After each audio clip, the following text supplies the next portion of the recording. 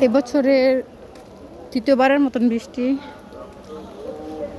রমজানের আজকে শেষ দিন, শেষ রোজা, হয়তো আজকেই শেষ। তো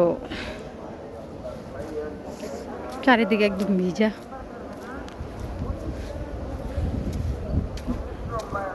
অনেক ঝড় তুফান হয়েছে, অনেক বাতাস ছিল বৃষ্টি আসার আগে। বৃষ্টি বেশি একটা হয় না, অল্প একটু। এই যে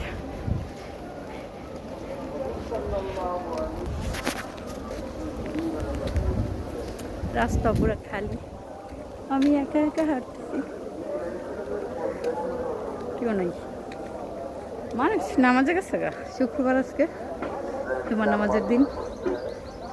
আমিও বাড়িতে যাইতেছি। এই রাস্তাটা একদম নীরব হয়ে আছে, এত নীরব কখনোই থাকে না। সব সময় এই রাস্তাতে মানুষ আর গাড়ি থাকেই থাকে। একটা ভিডিও করবো পারি না, এত মানুষ থাকে।